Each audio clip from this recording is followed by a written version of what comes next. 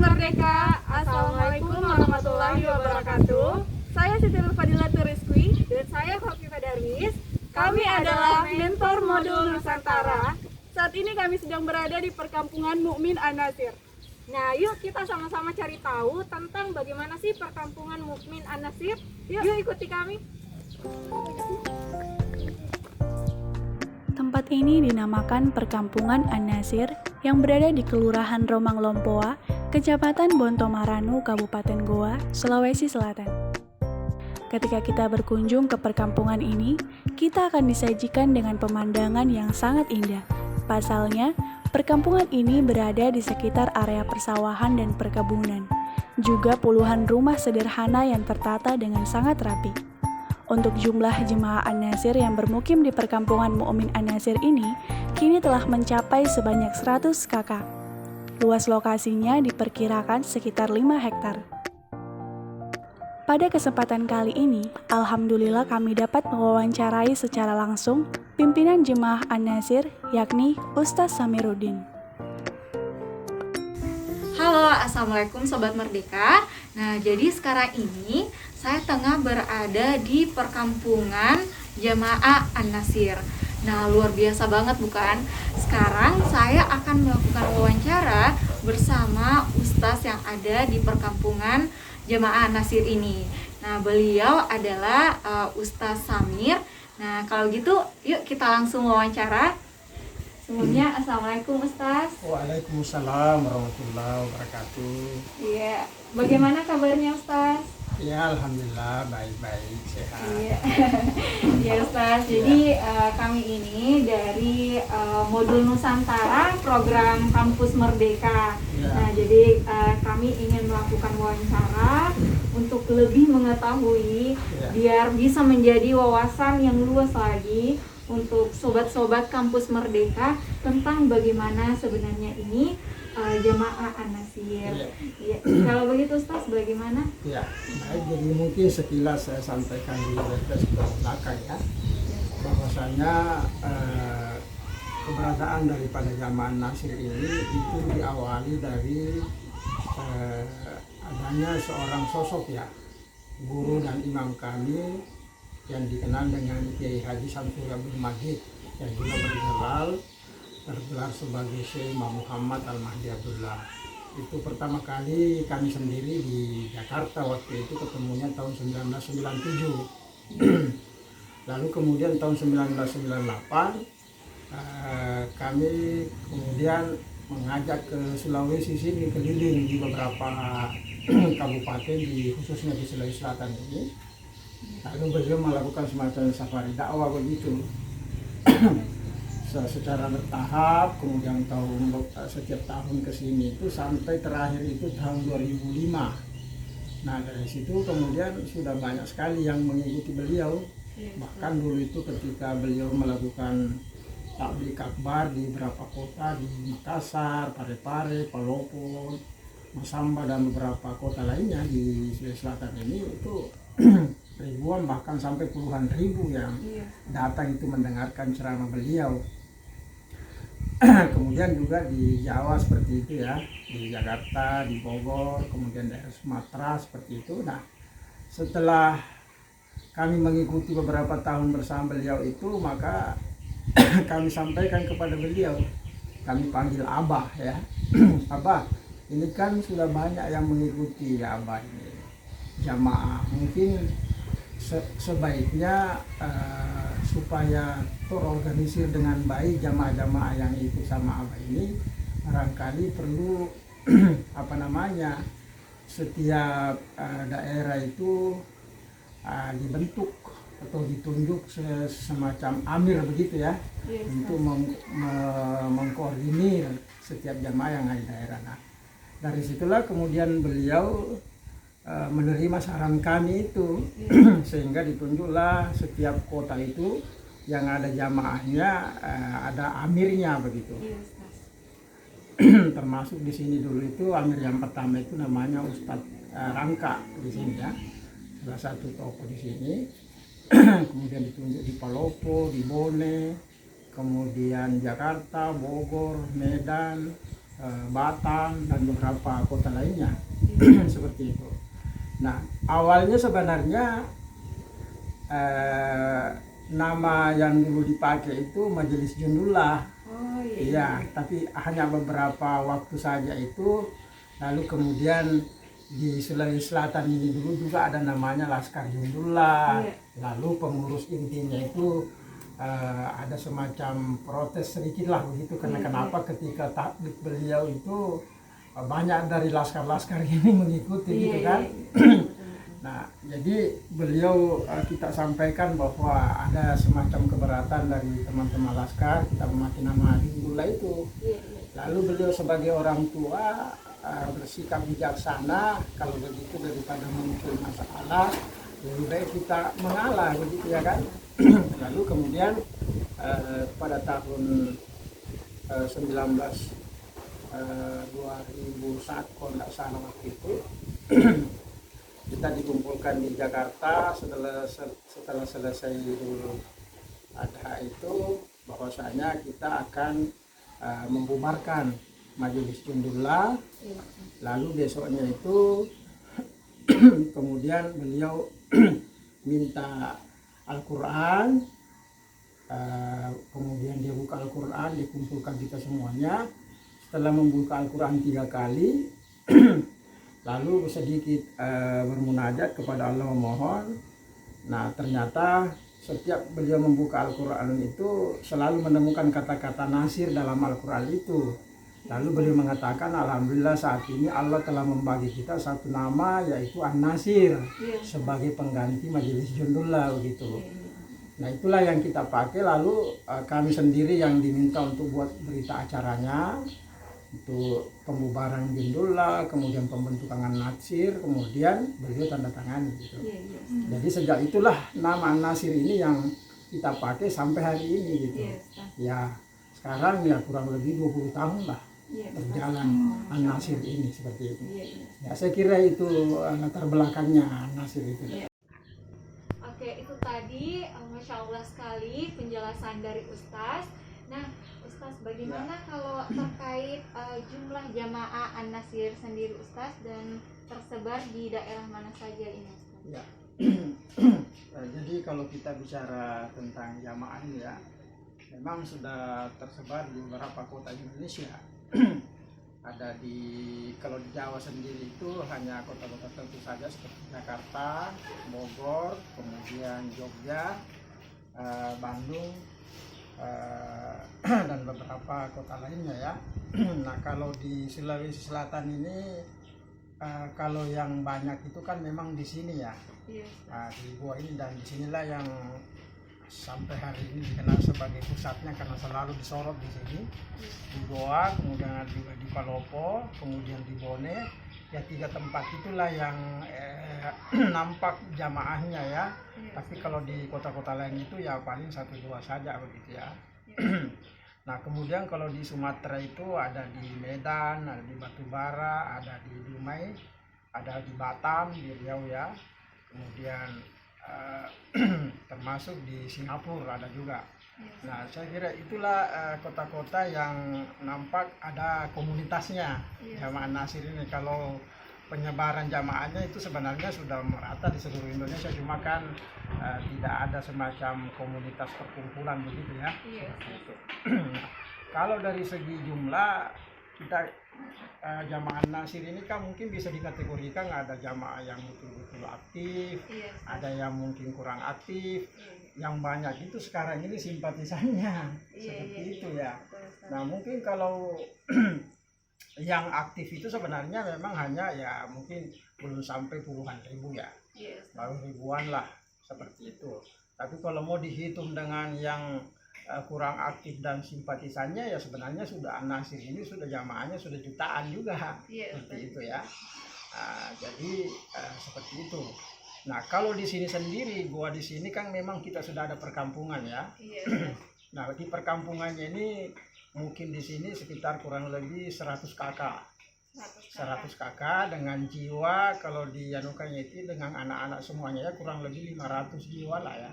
Seperti itu, dari anak-anak sampai dewasa itu ya, laki dan perempuan seperti itu. Nah, saya kira itu yang perkembangannya dari segi jamaah ya. Iya, Nah, Ustaz. seperti itu.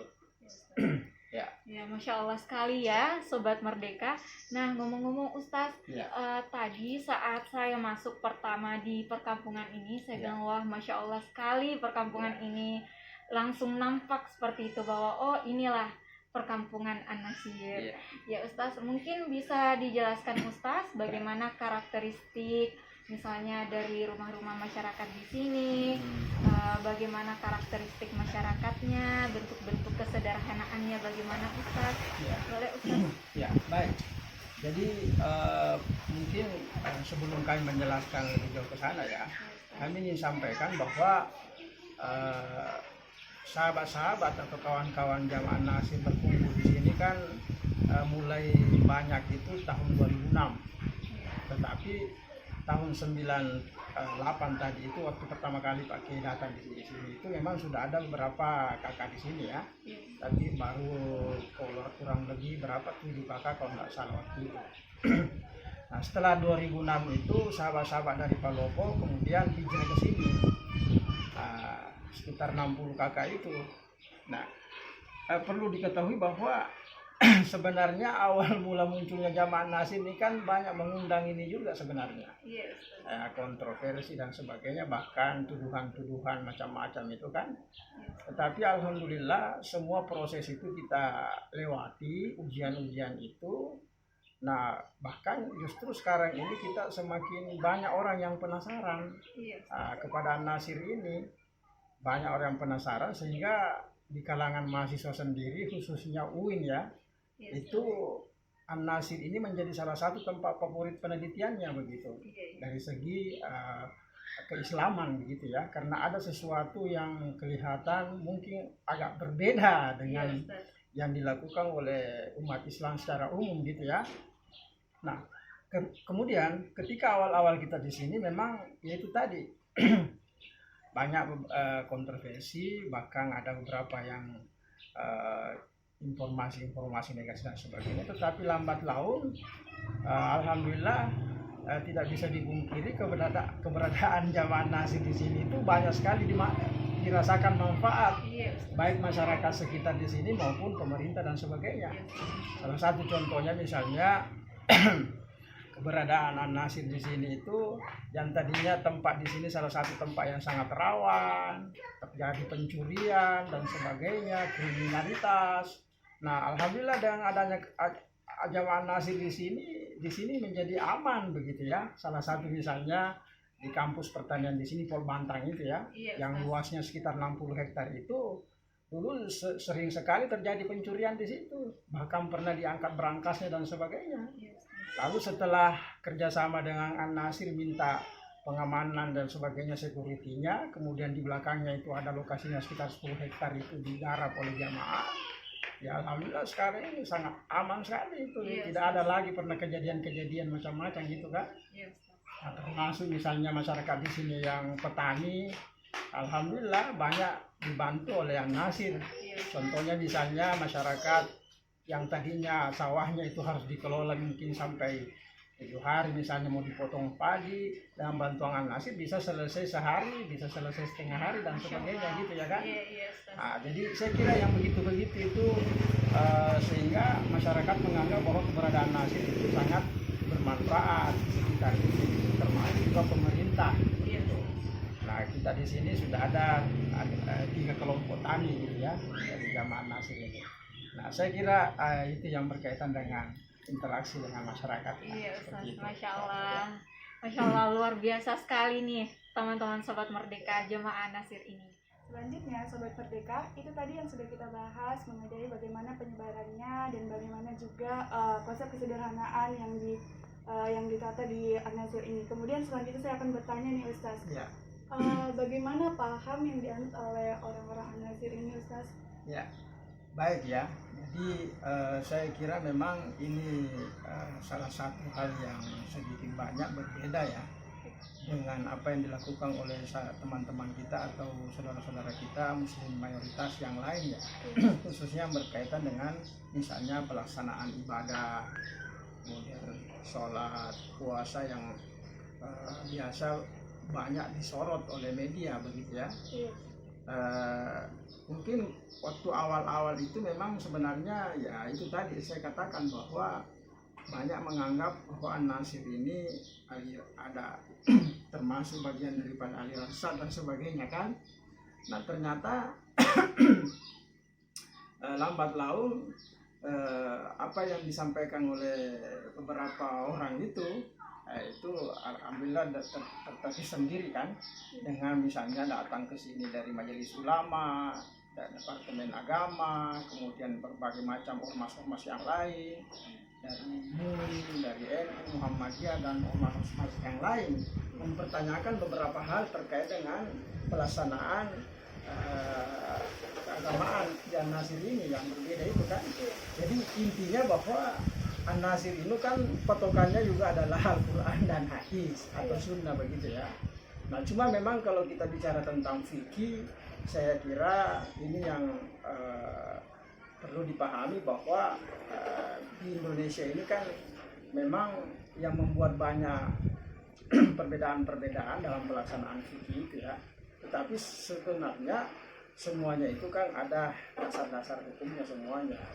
Ya seperti itu. Nah mungkin kalau jamaah An-Natsir ini kan kita punya guru dan imam yang mengajarkan kepada kita,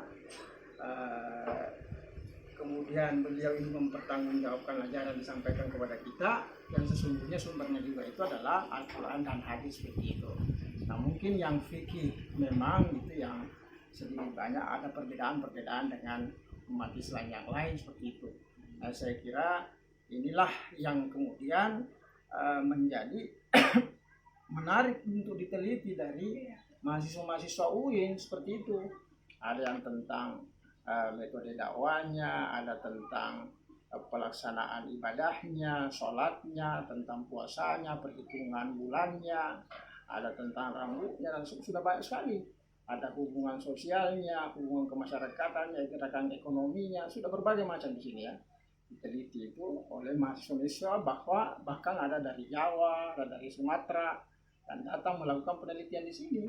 Dan kami berikan kesempatan seluas-luasnya. Kenapa? Karena akan berpikir bahwa An-Natsir ini kan tidak berdakwah keluar gitu, untuk mengajak orang ikut An-Natsir dan sebagainya. Jadi orang-orang yang umat Islam yang bergabung di An-Natsir itu adalah memang kesadaran sendiri saja, kemauan sendiri. Dan An-Natsir ini termasuk komunitas yang terbuka kepada siapapun. Jadi yang datang di sini bukan hanya orang Islam, tetapi orang-orang non-Muslim pun juga datang di sini. Bahkan dari luar negeri, dari Amerika, Inggris, dari Belanda, Jepang, dari Filipina datang di sini begitu. Nah, jadi alhamdulillah kita terima semua di sini.